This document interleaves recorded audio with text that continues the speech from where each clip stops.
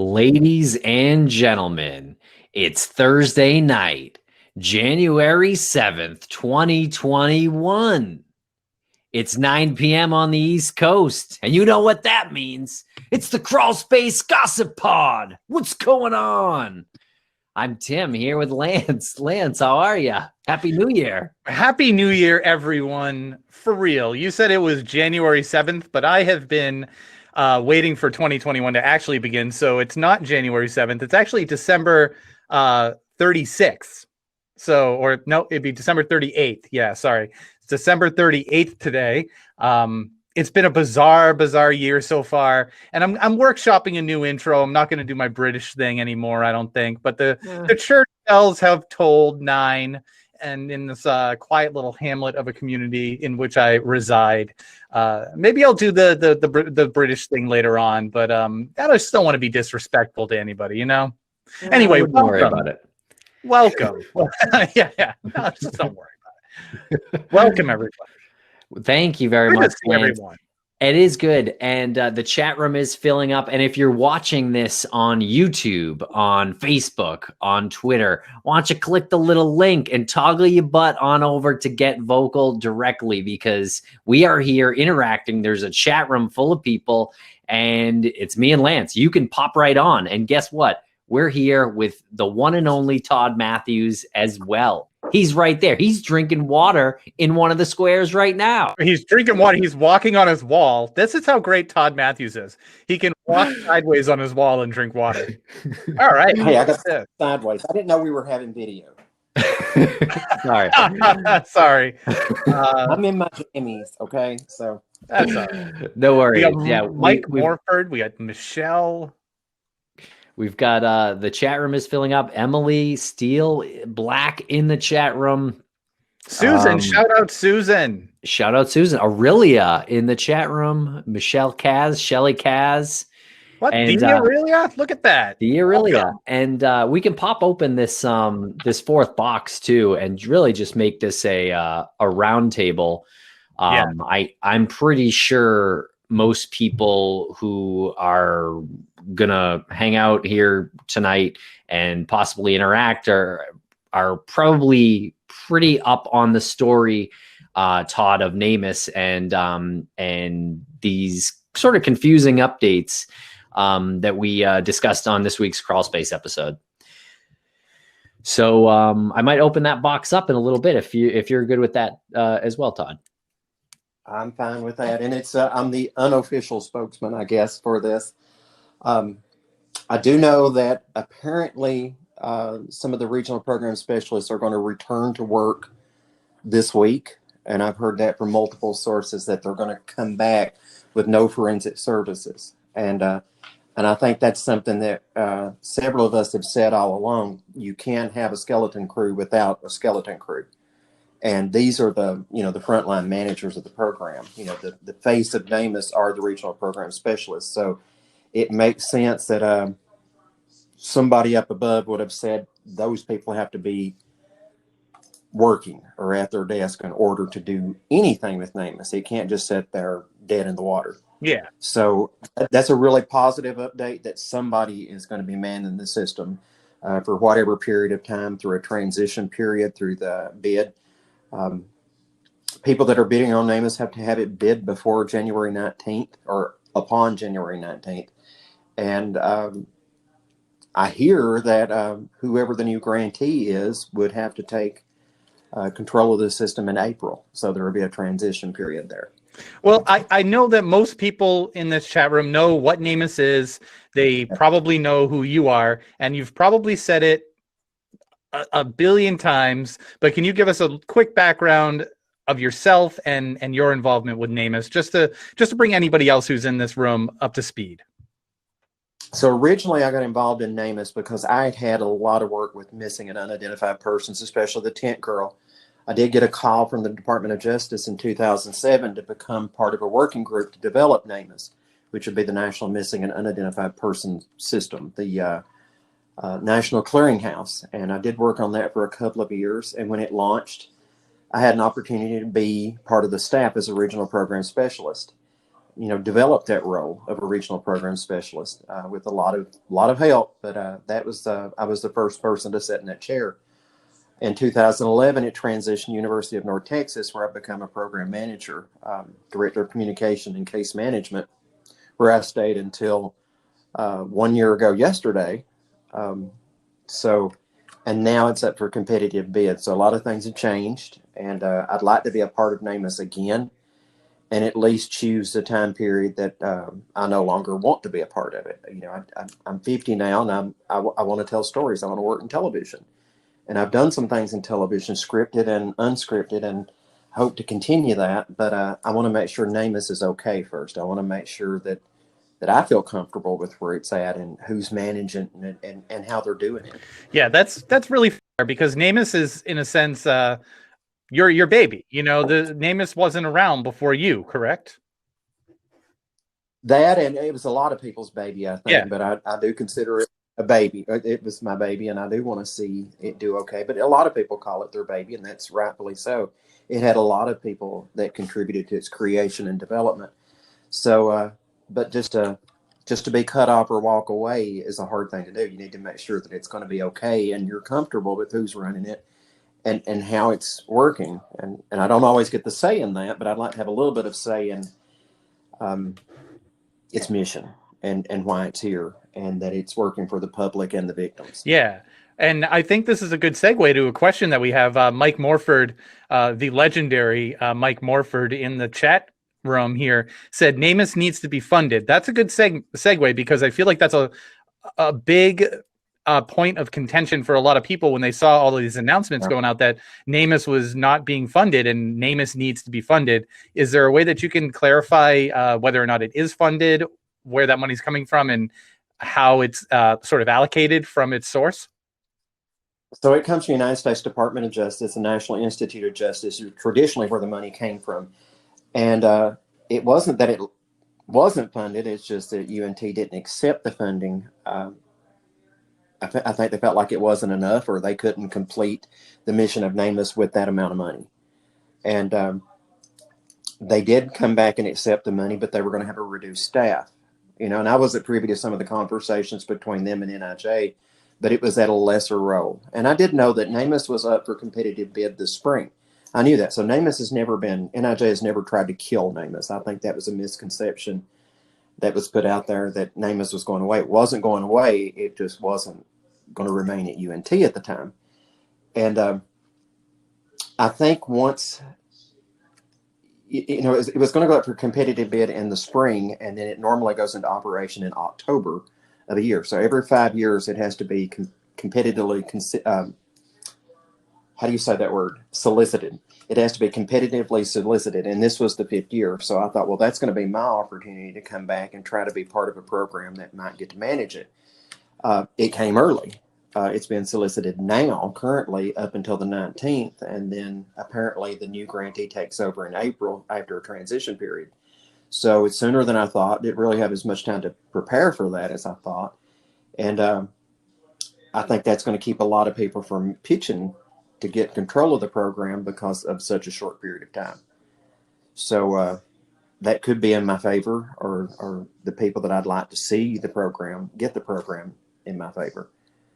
So we shall see, and I just want to see it go to a permanent home and have a permanent line of funding, so that we don't have to do this every 5 years, or whoever's running NAMUS don't have to come back every 5 years and go after grant funding to see it continue. It's such a needed thing, and it is a silent mass disaster. It's a national disaster. So I think it has to have permanent funding. Part of your work can't be the scramble to see if you could even continue your existence. And is it possible to find a permanent home funding? Could it be called a home at this? I think it could. I don't know what's going to happen or who's going to be it, and where it's going to be awarded ultimately. But I think eventually we have to stop the nomadic, finding a new spot. The National Center for Missing and Exploited Children is in a congressionally funded permanent spot, and I think NAMUS is going to have to eventually do that too. if it's going to remain an effective program. Why is it that you think this has such a hard time getting this permanent funding? I honestly don't know. Right. I really don't, because it's a huge problem. Being a grant funded program is a research project for years.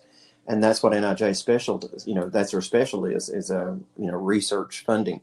So I think we went beyond that. It's proved that it could work. It's a proven system. It is effective. Some state laws have been written to support the permanent use of namus. So I think 10 different states have passed a law to require their law enforcement to use, and medical examiners to use namus for anybody that's missing or unidentified. So, I mean, to make it permanent and not something, you don't write a law for something and not know if it's going to be there the next year. Is there some sort of stigma that comes with the victims? Because I think typically the victims can be unfairly classified as people who are part of a minority or are marginalized. Do you think that has something to do with it, that there's just not a lot of energy that goes into that? No, I think it's just the development of the program and the awareness. I think the awareness that the state laws help, because it's baking in the training into law enforcement. As people become police officers, they're made aware of namus during the process of training. And that's important. It's not something new that came along. It's something they know from the get-go. And that's really important. And would a petition help, or someone asks Morph in the chat room? Do petitions help at all? Have we ever seen a petition that's really made a change? They've made awareness, I think, but I don't think there's any debate that namus is going to have funding and namus is being solicited. I think maybe to wait and see where it goes and how it's operated is a big deal. So I think waiting till after January 19th to see who has it, who's awarded the program, and what they're going to do with it. And then the transition period, what services are going to be available. Now, for years, I've had Project Eden. Everybody deserves a name, and it's kind of a subshoot of Doe Network where we did forensic art. I've looked at the possibility of adding forensic odontology with volunteer forensic odontologists, because the odontology forensic dentistry went away with namus right now, so it's not being funded. So if I had forensic dentists that could help fill that void in the meantime, not to compete with namus, but to fill a void that's not being fulfilled right now, that's something I've looked at doing, just to have something in place so that an agency that doesn't have a lot of funding would have an avenue. I think it's really important that we have that. So forensic art's been free for years through volunteer services. And now if we could do forensic odontology, fingerprints are a little more secure. They're used in arrest records, that type of thing. But I've never heard of anybody taking dental records and falsifying an identity with your dental records. So I think we're safe. That's just medical data. I did draft a resolution back in the summertime that I pushed through in Tennessee, that it's going to be up with the Tennessee legislation. It's an identification initiative where we're looking at the possibility of more strongly using fingerprints and dental records as opposed to just DNA, because I've seen so many agencies that just stopped at DNA. And the emphasis would be put on the care providers to raise their hand and say, hey, Joe Smith has dental records or has medical records at my facility, should you need them? So they would reach out to law enforcement and make them aware that we have records. So, and I don't think that's a violation of HIPAA law. To just raise your hand, because everybody that I've talked to in the medical field would happily provide medical records if law enforcement asked or went through the proper channels to get them. So often we don't know where they're at. Law enforcement don't always know where those records are. So for somebody to raise their hand and just say, hey, that guy was my patient, that's not a violation. In fact, that's a favor to your patient. And rural areas are usually the ones that we have a lack in getting those records from. Rural areas are where people are going to know their patients a little better, because we don't have units that are investigative units in some of our small towns. There's no missing persons unit per se in some of the small towns. There's no cybercrime unit per se in a lot of these small towns. So for somebody to, it's not that you reach out and ask for them, but if somebody slides something across the table and said, hey, this is available, do you want it? I think that's going to help with getting those records into the system. Yeah. It's cheap Faster. Dental and fingerprint are cheaper than and faster than DNA. Before we get to great points you raise all throughout this conversation, before we get too deep into more weeds, we have a ton of really good questions that I don't want to miss. Michelle wanted to know, going way back, what does it mean to be bid on? You were talking about namus being bid on. What does that mean? So it's solicited. So every 5 years, namus goes up for competitive bid. So it's solicited to agencies that can bid on it to supply the management for a program. And, I didn't know that before I actually worked on a program such as this with namus, but there are a lot of programs that are bid on for the actual facilitation and management of a program. It was originally at NFSTC, the National Forensic Science Technology Center, and then it transitioned to UNT during its operation, and now potentially it's going somewhere else where I don't know yet.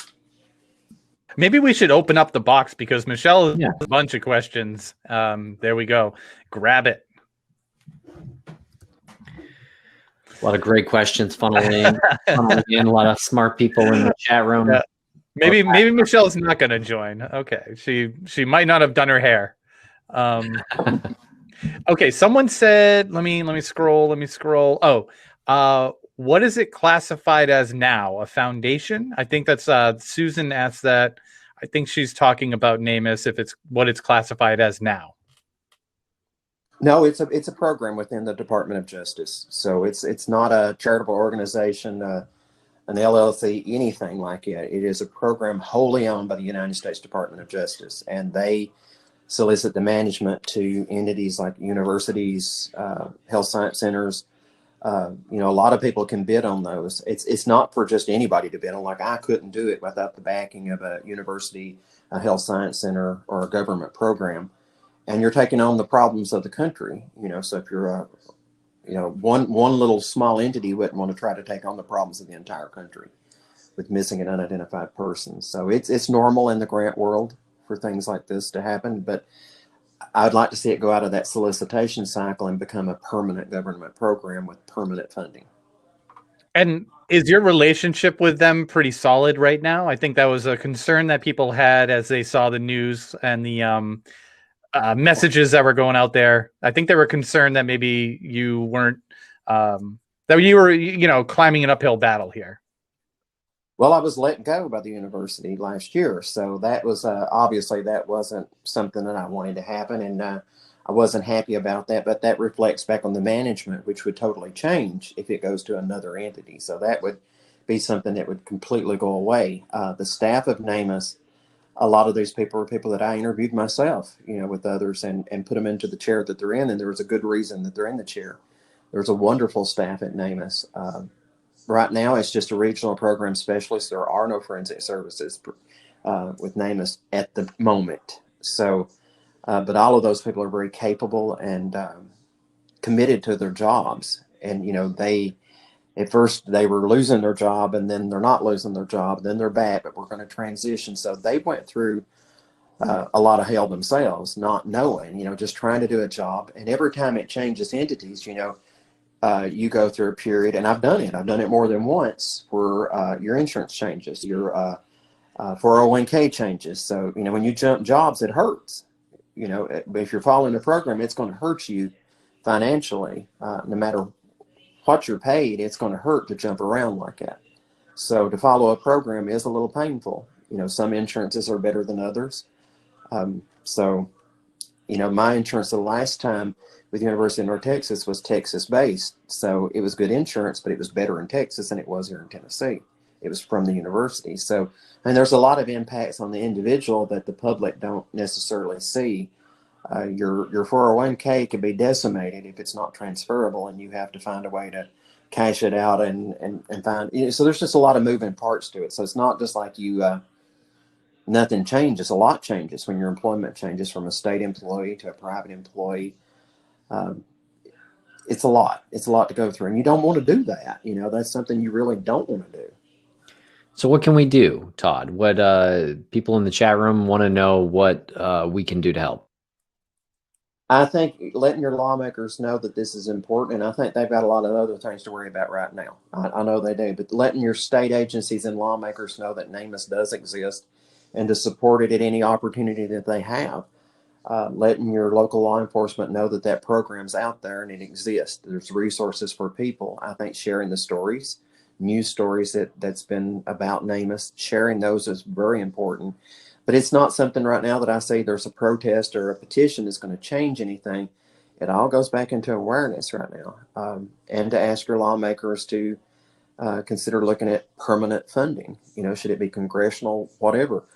State laws. At some point in time, when NAMUS is back at full capacity, whenever that is, 10 states have passed state law, and I can't remember them right offhand, but it's Tennessee, I know, and New York, Illinois, Michigan. There's a lot of states that have passed state law. There's 40 other states that haven't.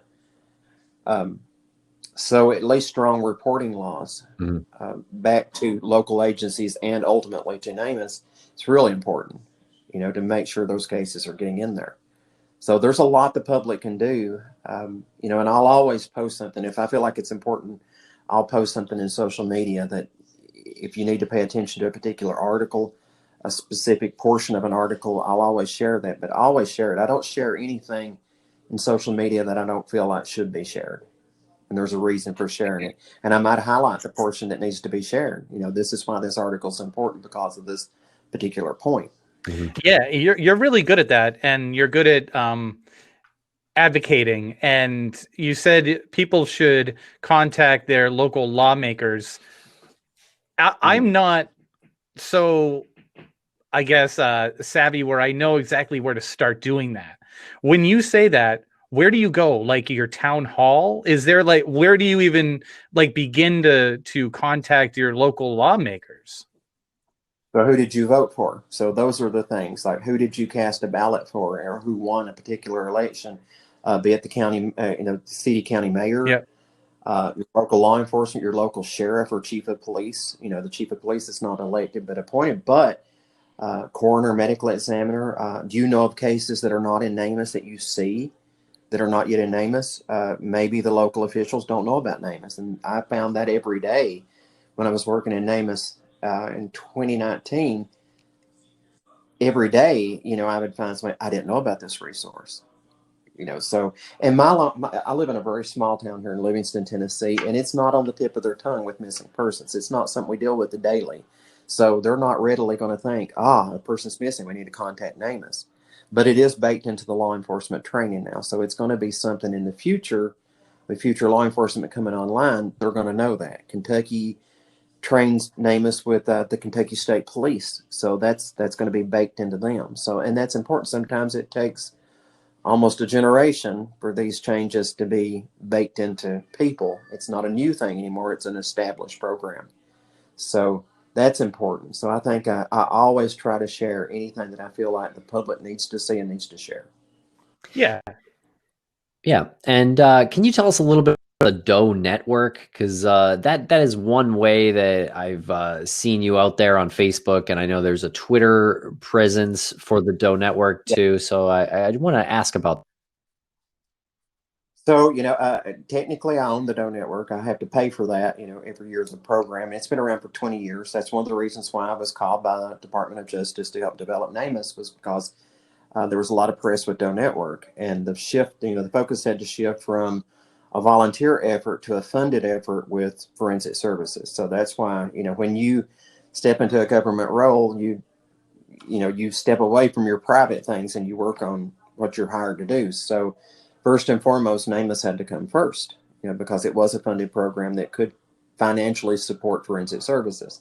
Doe Network was still a very well-established program that law enforcement still came to and said, hey, you've been around for a long time. Can you post our case profile here as well, in addition to what's on NAMUS? And that's great. That was fine. And the volunteers actually look at possible matches. It's very highly developed. If Doe Network sends a tip to law enforcement or a medical examiner about a possible match, they've thoroughly looked at it. It's not just spitballing. They've looked at the possibility. Have they submitted it before? Has it been excluded before? And does it make sense? So it's never a spitball. It's, people have thoroughly looked at those to make sure that it's a viable possibility. So if law enforcement gets a tip suggestion from Doe Network, you should look at it because it is a good possibility. And once they contact you in regards to a possible match like that, they're not going to bother you again with the same thing because they're going to document that this has been excluded via or what mean. You know, it's dental DNA fingerprints or just circumstances. They're going to document that so-and-so told us on this date this was not a match because of this or that. And we don't always know, you know, in the volunteer world, they don't always know what form of exclusion, if it's dental DNA or fingerprints, they don't always know that. They don't always tell them. Sometimes it's just we looked at it and it's not a match. So, you know, I had to wonder when I started working with namus how many of those were based on real biometrics as opposed to eye color, hair color, you know, because we often didn't know. So I did revisit some of those and to try to seat some of them in the namus database. So an exclusion that I might have had on a certain case, I might have looked back at it again to see if we could seat that exclusion in namus based on what. And there was one in particular in Florida that turned out an error, and it was that person. But I was able to follow up because of an exclusion that I was given in namus in Doe Network. So the process of double checking it with namus actually caused a second look, and it's like, oh, actually, no, they didn't compare the dental records. And now that we've looked at them, this is a match.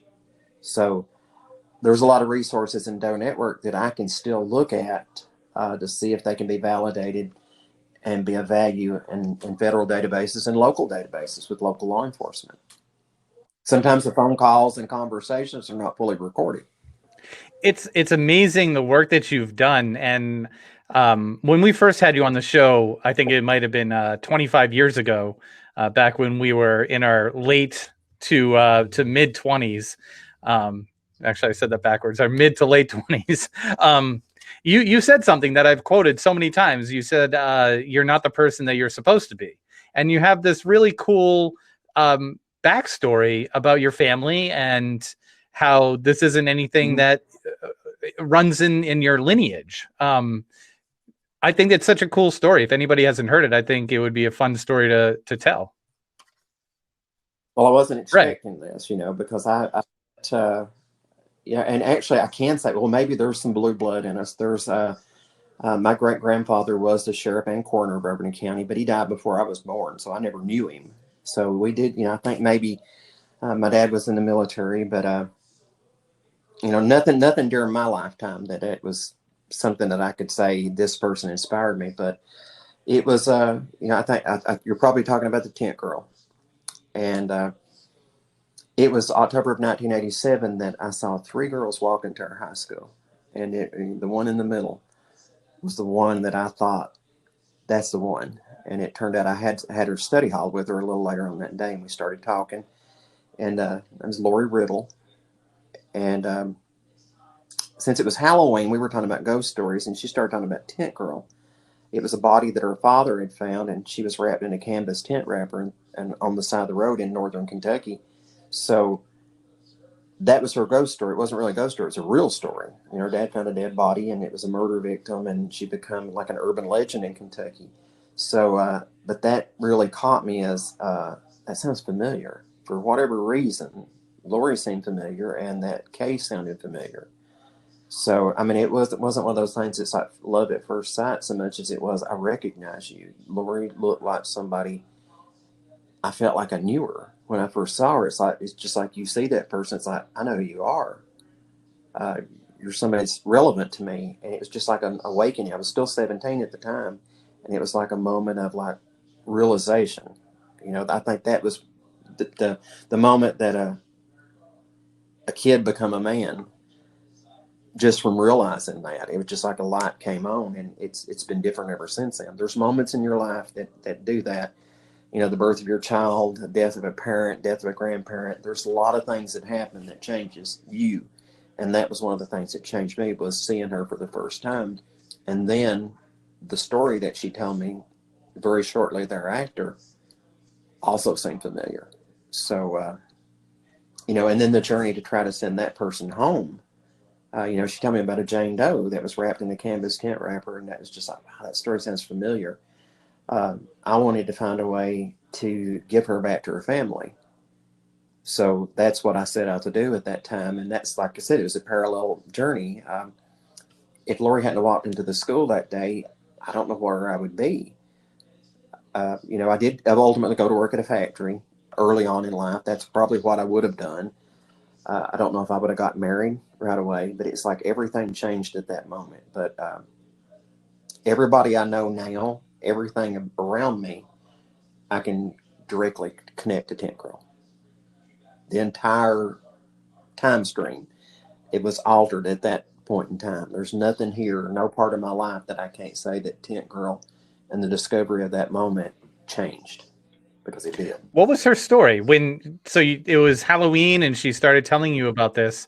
How far into the story was it before you said, "This is real"?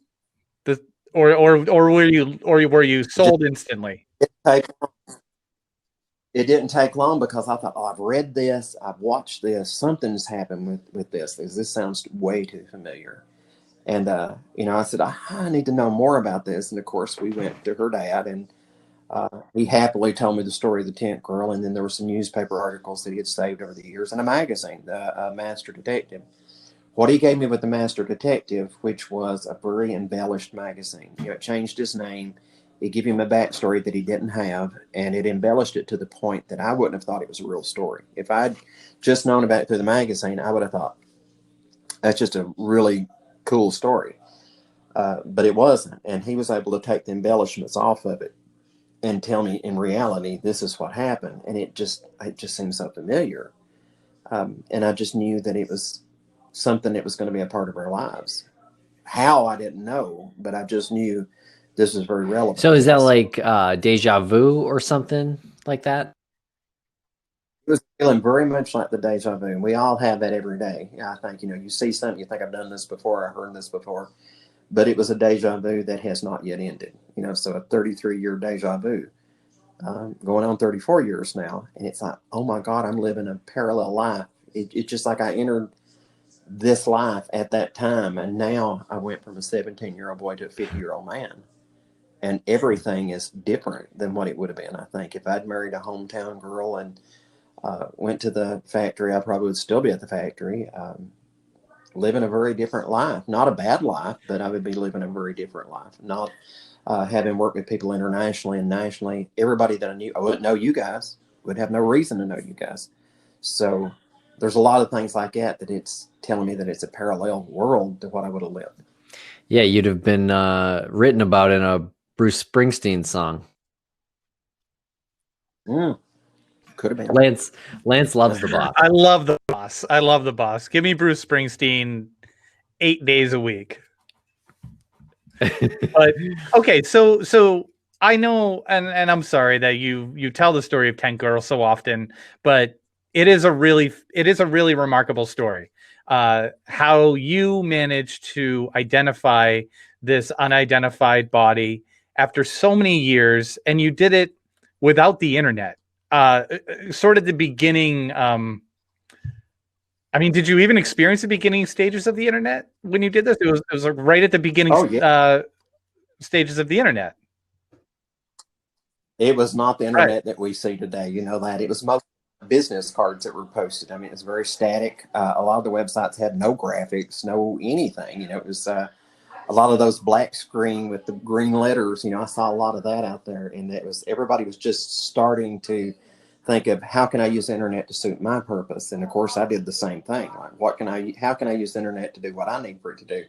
So I was looking at it like the supercomputer on Star Trek. You ask it a question, it gives you an answer, and it just like, I was greatly disappointed.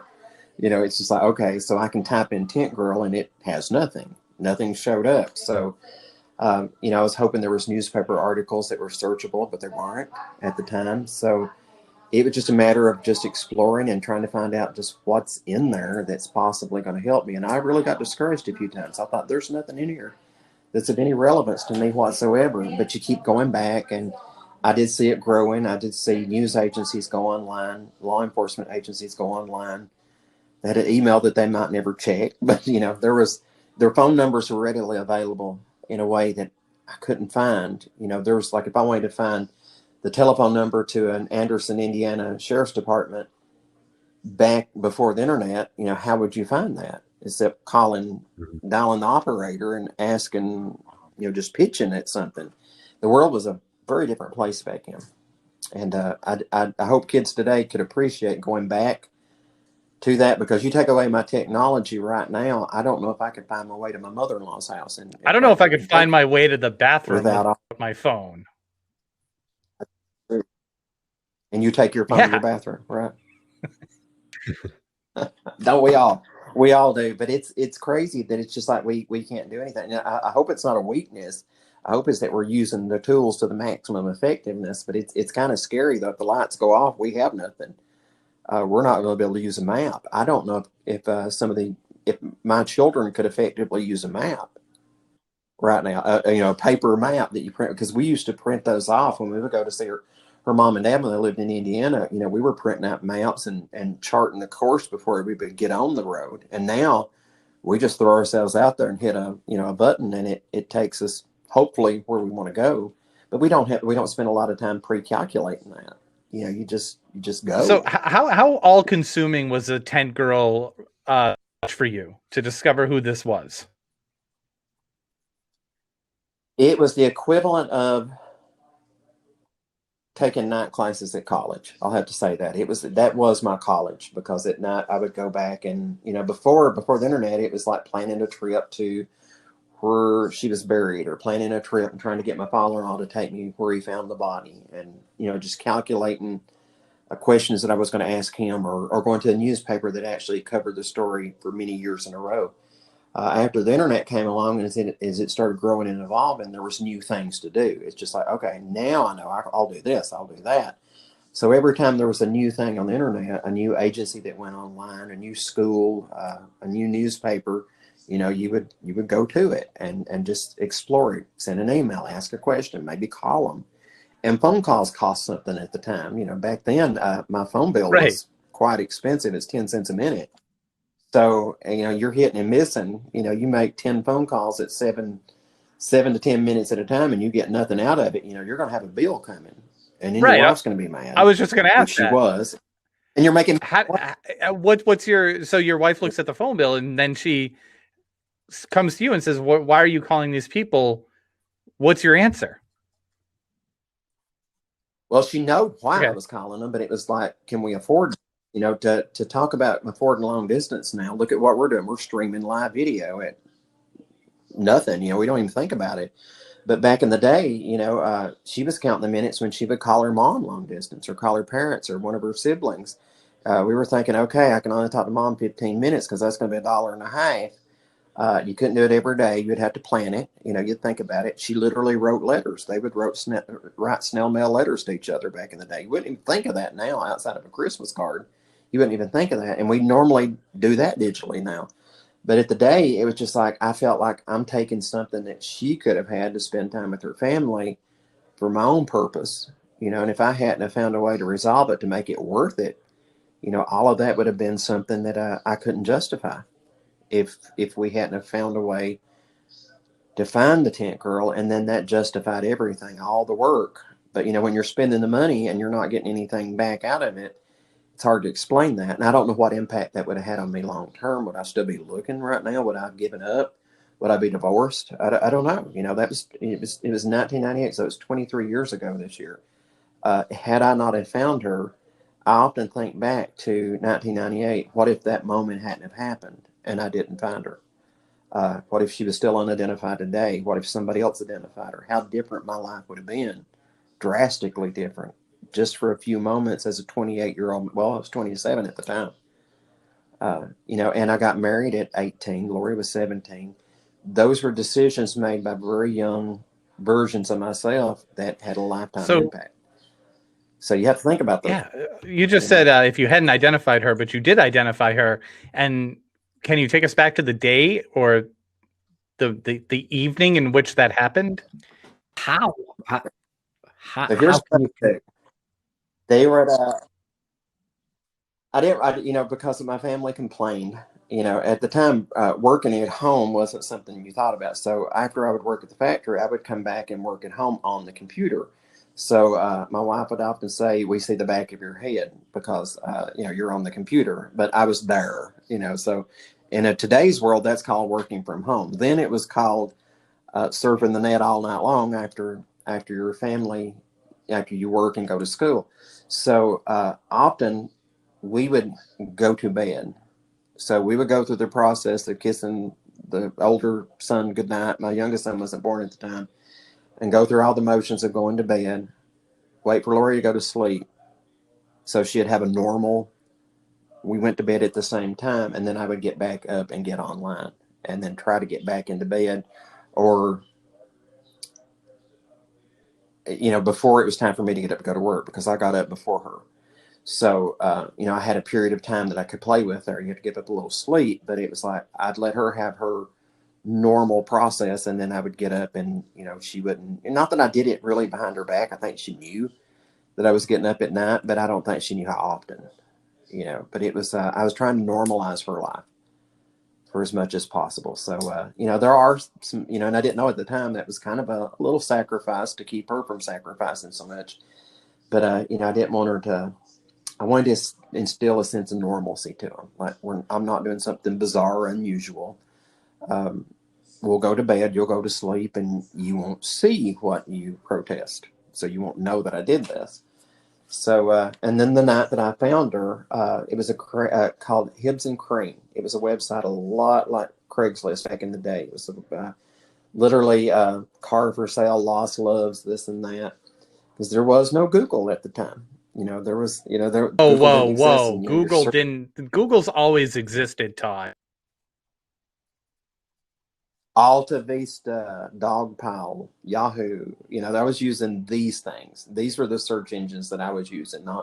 We call it Googling something now. At the time, you Yahooed it. You did a lot of things. But it was that was just not the place you go to. So I would look at multiple search engines, whatever they had, and I would put in missing daughter, missing mother, missing sister, anything.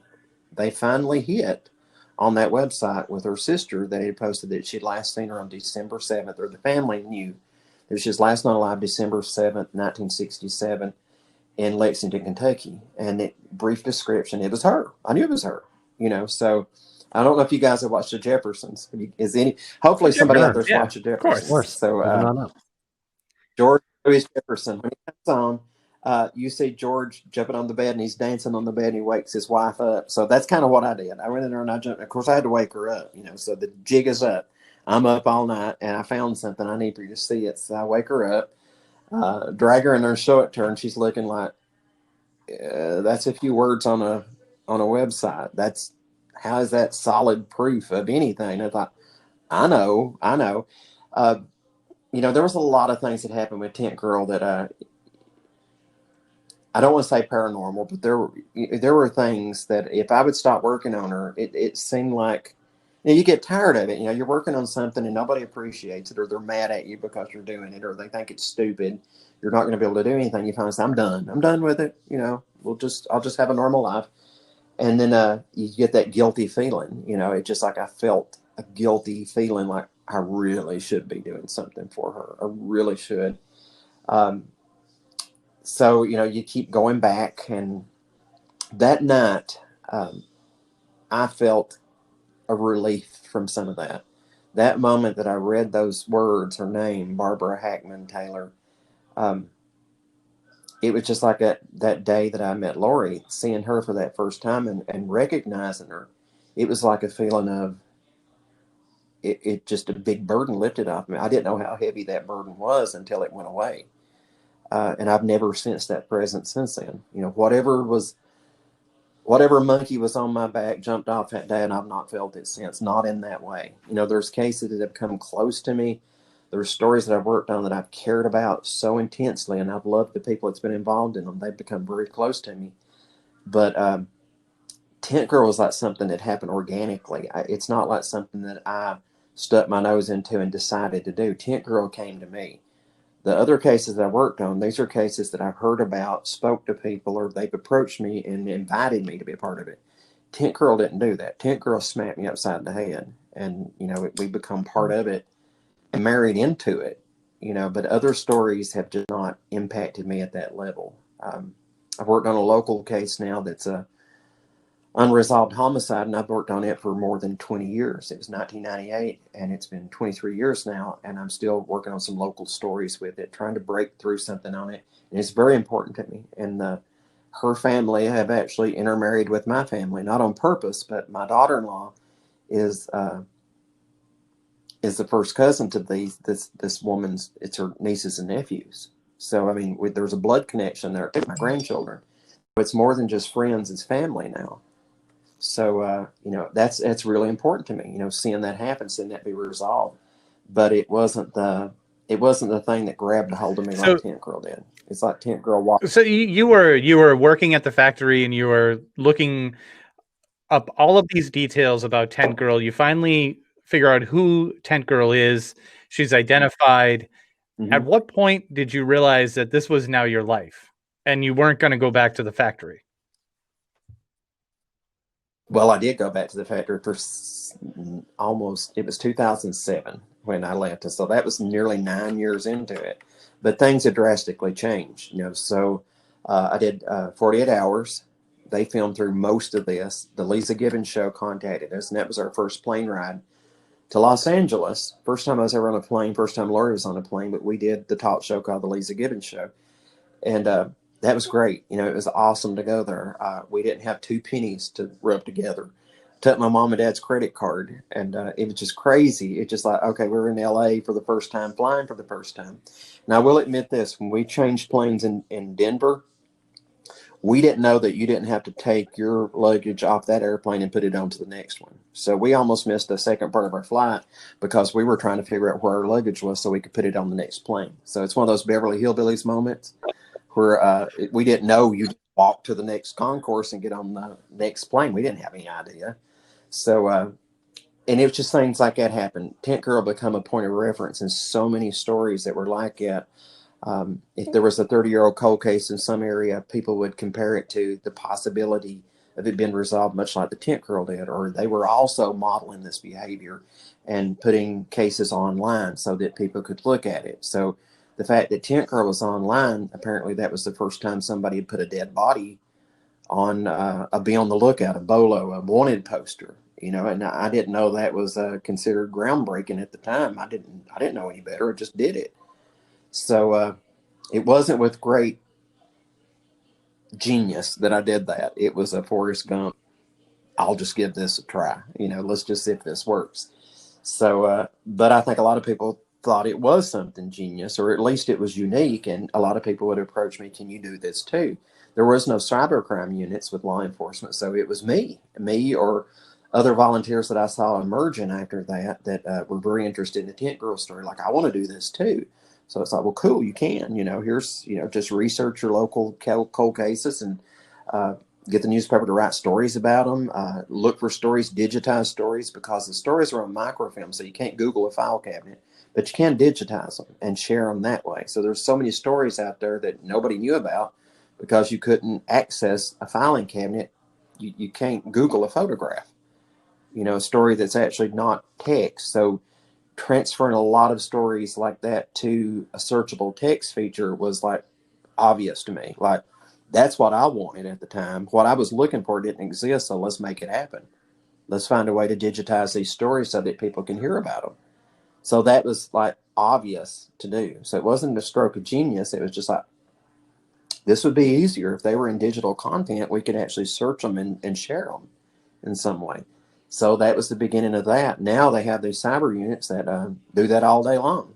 They make sure their cases are in social media or on their own websites. But back in the day, they didn't know how to do that. I couldn't even hold a candle to what a cyber unit could do now, what they could do with their own people. But at one time, it was a unique thing to be able to do.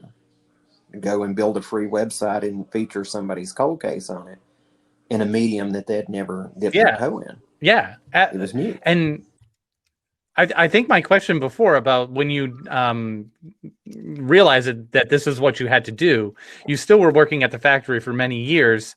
Was it always there? Like, and you were thinking, I need to make this transition. It's just not the right time. or transition too. At the time, there okay. was no transition. It was just like, okay, you're a factory worker, but you're also the world's first cyber sleuth, and you have a media platform from time to time, and you're going to tell your story. And for some people, that's as far as it ever goes. If you do something unique and you still live your normal life with an abnormal aspect to it, and I thought, well, maybe this is it. Maybe I'm just going to be referenced on occasion in the occasional newspaper article and TV show and here and there, but you still earn your living in that way, your normal way. You're not monetizing your story. It just wasn't possible at the time. It was just what happened to me. So, it was a good 9 years later before somebody called and said, hey, would you like to help us develop a national database? And it's like, okay. And I honestly didn't know what I would do. I honestly had no idea how I could contribute to it at the time. No clue. It's like, okay, I can put your dead people online. And that's exactly what they were looking at doing. And developing a database. And, the Doe Network had organically grown from, after Tent Girl, a lot of people had their Tent Girl story that, I can do this, I can do HTML, and we learned, and, somebody had to pay for it at some point in time. So, getting a website that had a lot of bandwidth at the time, there was not unlimited bandwidth. So it's just like a telephone call.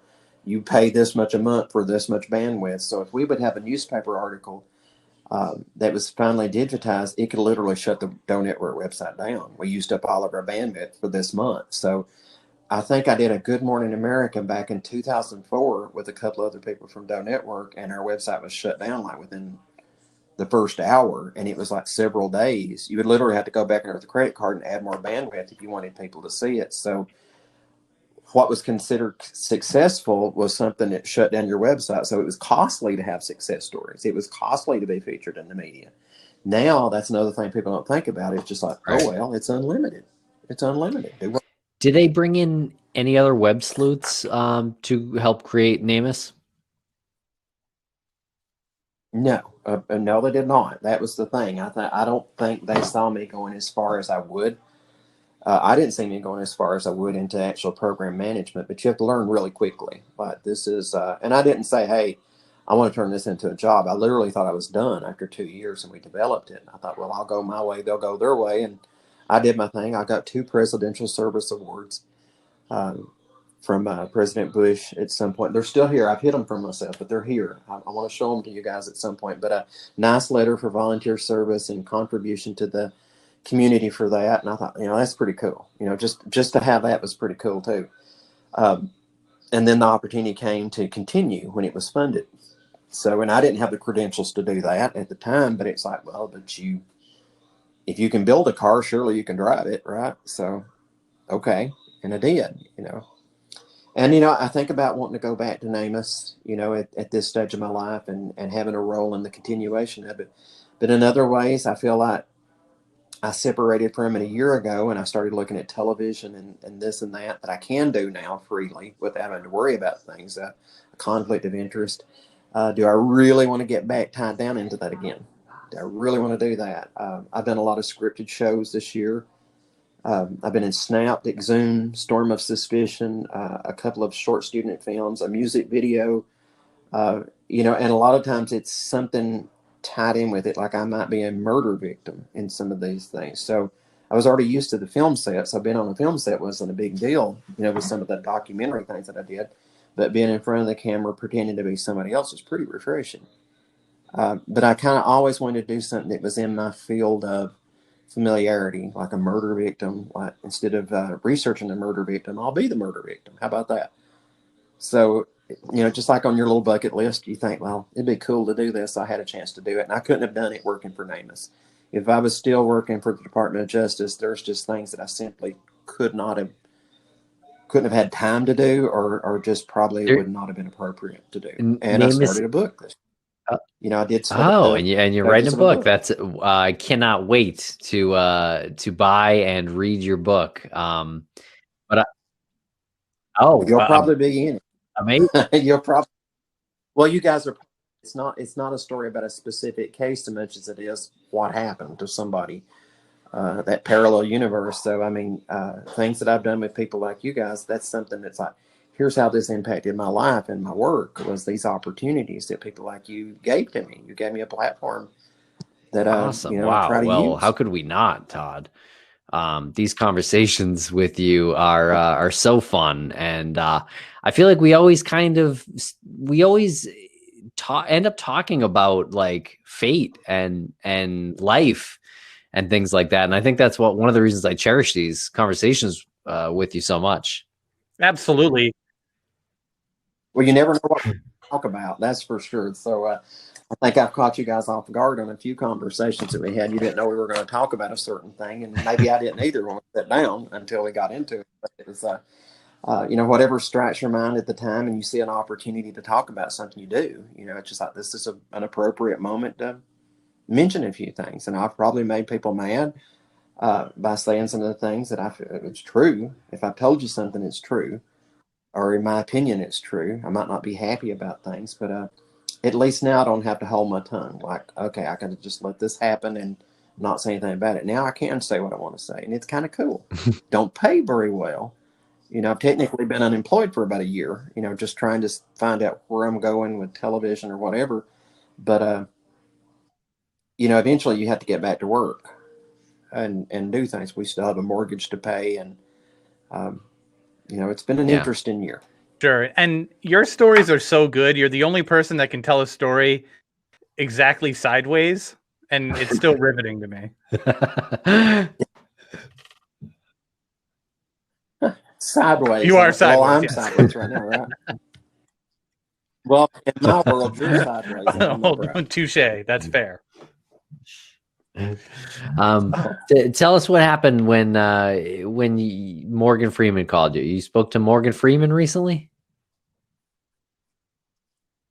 I've talked to his group. It was just immediately after I lost my job at Namus that I got a call from Morgan Freeman's company, Revelations Entertainment, and they wanted to do a TV series, which, I've had a few thousand producers that have called and suggested that.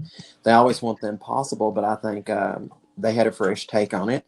And it was possible to tell the stories without worrying about trying to resolve it and have that pressure of solving the story during the process. So they understood it. They pitched it to a number of companies, and they like it.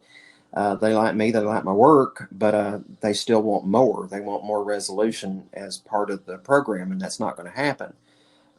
So that's when, this past December, they decided that maybe we'll look at doing a podcast first, talking about some of these stories, having some of these wonderful conversations with specific people on the air. We call it a Toddcast. So, and I've got the accent for it, so it's good. People can understand me. But I want to do that. It's not the dream job. It's not what I want to do forever. I'd love to do television, have some visuals too. But if I can scratch the surface with a podcast and find a way to find a real niche outside of Namus in this community and bring services to people, I want to do that. I want to see these cases be resolved and the stories be told. Yeah, well, let us know any way we can help with that. Absolutely.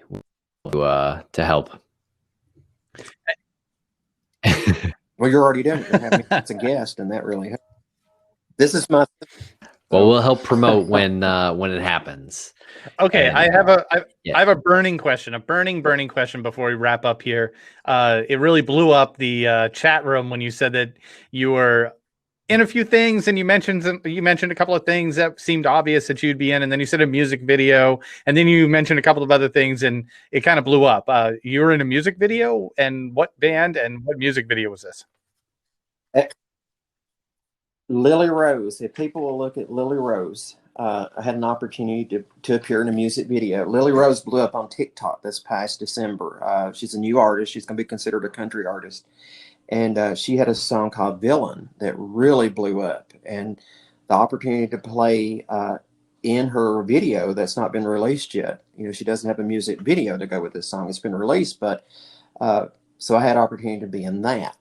And I played a fisherman in that. So I'm one of the people that walked by a cop that she's pretending to be. She stops us and asks us a question. And then one of us, not me, stays back to finish a conversation with her. And then we go wait for him by the car trying to figure out what they're talking about. So it's pretty cool. I don't know how heavily edited it is, but it was an opportunity. And I thought, oh, wow, I get to be a part of the villain. So I liked that. It didn't have anything to do with missing and unidentified, but it was at a boat dock. It was at a marina. We were fishing. And, for a couple of years, I spent part of my life on a boat. We had a houseboat called Suspicious Minds that I sold last year because we simply didn't have I time love to it. be on that boat. It's so, at some point in time, it's like we're going to reboot and try that when we're less busy than we are now, and try Suspicious Minds 2 at some point. But it was, got a taste for it. And Luke Bryant did a video at the dock where I had my boat, Suspicious Minds, and you can kind of maybe see a little corner of it in the video. We didn't know it was going to happen, but he had sunrise, sunset, sunburn, I think was the video he did at that marina. So that was pretty cool. And I thought, being in a music video would be really cool. Not that one, but a future one, and then the opportunity to be in villain. But if anybody can Google it, Lily Rose villain, newcomer, TikTok, blow up. I wish her well. I hope it. And she's new. I know how she feels. In early December, she was known for somebody that wrote songs and had a nice voice. To a whole new world being thrust in her face as a young person, and I'd been there. I understand it's overwhelming.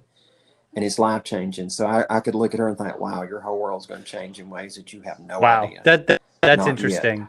You have a lot of really cool insight and a lot of really cool experience, both in the citizen detective world and also in sort of the inner workings of government. A lot of people in the chat are saying you should run for something. Have you ever considered running for some form of in some form of way there in government? Well, they won't let me be Pope. Well, you can be Pope of Crawlspace. But You're in. to be Pope or whatever. I did look at, when I was doing state law with our local state representative, my mom used to babysit him. So he's in our hometown. So I knew him, John Mark Wendell. And, when we had opportunity to look at state law for namus, he's the one I went to, and he ran with it. And I told him at one point that he's been in that office for 28 years, and he's still maybe 60 now. And I told him I was going to run against him. He says, no, don't, you might beat me. So I don't really want to do that right now. I don't feel like I could do enough because it would be so localized. So I'm thinking, I'll wait a while. In 2020, I thought about running for sheriff. My great grandfather was sheriff in 1920. So I'm thinking, it would be kind of cool 100 years later to come back. But still, I would limit to a very small area and a small pool of things. So I thought I want to do more and work more broadly. So I don't know. I'll keep doing what I got to do with that. And I don't know. I just think television and telling the stories is really going to be the thing. Broadcast media is really going to be the thing. And these scripted things that I got to do, that added to the resume, like playing a part on Storm of Suspicion and Exhumed and Snapped. And, those were experiences that, it's not like you want to be a regular on it, but you got to experience both sides of things. So it was cool to have those opportunities. I'll probably do more. I'm looking at some more parts that I can play, and I will air them. Now, when I know they're going to be out there, like I have a personal Facebook page that I've got 5,000 friends on, and I love having people there, but it gets a little muddy, when it's your personal and professional and this and that. So I was made a Kentucky Colonel this year. I don't know if you guys might have to Google Kentucky Colonel, but somebody nominated me, and the governor's office recognized me as a Kentucky Colonel, and that's a philanthropical organization. So, you get a nice certificate that says you're a Kentucky Colonel. So I do have a Facebook page called Colonel Todd Matthews. So that's my title there. So I'm a Colonel. So if people want to follow that, I will post things there like book opportunities, newspaper articles, things that I feel like is important. And we don't have to be, if you're just following that page, it's not like you're getting to see my grandchild's birthday pictures and, things that you might not really care about, because I'm going to share things like it on my personal page. But I feel like it gives people a place to go that don't want to see all the background. My wife had a 5K run today, and we're proud of her. It's not that it's private. Like, I don't care if people know certain things like birthday parties, but it's like they're probably following me for some forensic stories and that type of thing. So if people want to look at the Facebook page under Colonel Todd Matthews, I use that to kind of segregate it, and they can follow it, and I will post stories there. I'm going to use it better this year. And, once I have more followers there, I will post more stories and legislation and that type of thing. And I'm free. I don't have to ask anybody. I don't have to go to a university and say, can I do this? Will it make you mad if I do that? I don't have to right now. I can kind of do what I want to. And if I did television, I think the more that I do, the better off I'd be. I don't have to get permission from, university to do a book. It's going to be pretty cool to do that. So every blessing is a curse, and every curse is a blessing, I think. That's not a leap of faith I could have took, but when you get shoved off the cliff, you fly or fall. So, I took the opportunity. It's like, well, I didn't really pick this, so I'll do what I can. I'll spread my wings. Well, you know what? Let that be words of advice, words of wisdom for everybody listening, everybody in the chat, everyone who wants to look into these cold cases. I love it. You fly or you fall, and you just be mindful of the effects of what you do, right? You just have to be mindful of this isn't a one-off. Tent Girl wasn't a one-off. If you're actually in it to solve something, if you want that prize at the end, there's a bigger picture involved. And I think that's amazing. And people are calling you a true hero in the chat section right now. Well, I don't know about that, but it hey, you fall in. True. So you don't.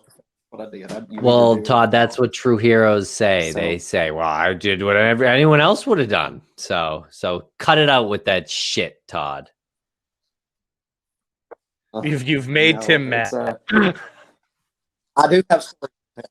I'll say that. I do have stories to tell. I have a lot of stories. I thought about naming the book, You Won't Believe This Shit, spelled with a dollar sign. I really thought about that, but I want to be more appropriate, like Dead Time Stories, or I don't know yet. Just first it's got to be born and then you name it. So that's what I'm looking at. I'm working with a local writer named Catherine Kopp, and we're looking at we did a news series in our local paper about a homicide that happened in 1998, and we've done 4 pieces. It was intentionally to be 3 pieces. I will post that on the Colonel Todd Matthews page for people to see, but it ended up being 4, and I have 5 and 6 coming through the pipeline. And it's because I got so close to that family and intermarried now. It's not a story I could tell when you're part of it. I needed somebody to help me put it together. And, I really want that lady to be my co-author on a book, not my ghostwriter, but my co-author, because she's got to translate everything from hillbilly to English. And, some of the stories I tell, it's like, oh, but you left off this qualifying piece of information, because I don't see it anymore. It's there for me. I don't see some of these things like, oh, that was the key ingredient, and you forgot to tell me that. So, you just don't see some of that. So when I tell her the story and she gives me the 5 reasons why it doesn't make any sense, or the 5 top questions, it's like, oh, I need to tell it in that way where I include those questions. So she's helped me with my storytelling abilities just by asking me questions. Well, oh, you're on mute there. Mute. You started the show off on mute. I'm going to go on mute. No, I was just going to say, it's great to hear somebody who can identify that everything is a learning process in the world, right? Like you've had a lot of success in what you've done, but that still doesn't give you any misconceptions that you can now just go and write a book and be perfect at it. You identify that you have to have someone who's with you to tell you, this is how it's going to be better. And you're able to identify that and process it and say, yeah, you're right. I think that's great. I don't think enough people have that. You don't want it to be in the bargain bin or something that somebody says that's poorly written. I did a book before. I was part of a book called The Skeleton Crew by Deborah Halber. And I feel like effectively shared the process of a cyber sleuth, with her. It started with my father-in-law, ended with him, I think, the story Tent Girl, and then everything in the between. I felt like it was very well written, and it was, but I heard people's that some of the complaints was it was disjointed. I thought, well, that's probably not her fault, it's probably mine. Because that's the manner I told the story. That was a great book. That was a great book. It was just told in a non-linear way. It was a fantastic book. It was. Well, everyone does, right? Yeah, that's true. Everyone does. Yeah. related very exactly to what happened. So what I saw as just normal everyday life, other people saw chaos, and it's like, lesson learned. Maybe I need to just, not that hers was bad or wrong. I think it was great. I loved it, but I learned that maybe you just cook the dish with a little different seasoning to it, and maybe people can digest it better. Not everybody lives a world like this, so I think, well, maybe everybody couldn't live this world in this way. This type of chaos, like I feel comfortable in it, other people might not. So I need to find a way to make sure I accommodate different taste and different abilities to absorb this information. So I think we can learn from that and just make sure that we don't make anybody feel like that we're not talking to them in the book. Because I'm going to be talking to everybody, just like you're talking to your kids or your grandkids. It's like, this is what happened. This is part of what happened in our life and the things that we were able to touch and work on and change if possible. So that's what I'm going to try to do. Fantastic. Yeah. What a fantastic way to wrap it up. Once again, we've gone well over our hour limit here. It's been a fantastic conversation. Thank you. 2 hours. No 2 hours. My bladder doesn't allow me to go 2 hours. 22 hours. Well, Todd, this has been amazing, and definitely let us know when any project or any funding or any update you have, and you want to talk about that. Please let us know. You have a forever home here with us. Yeah, you have an open door policy, so. Because I'll come to you guys with everything. No, there are a lot of things I'm looking at down the line I want to share with you guys. But if you can share that Facebook link so that I'll have a way of sharing things with people, like I'm not going to get, I'm not financially benefiting from people following me on that Facebook page. I just think it's an effective way to communicate some information to people. So I'll definitely be using that if people want to follow it. Hey, we will share the link. Thank you very much, Todd, and thank you, everybody in the chat room. This has been a great conversation, and really appreciate everyone hanging out with us tonight. Yeah, what a way to kick off the new year. Feels good. Thank you. Kick it in the Everyone, we will see you next week, and Colonel Todd Matthews is it's Pope Todd Matthews, Crawlspace his excellency. All right, everyone. I like you guys. Well, thanks a lot, everybody, and we will see you next week.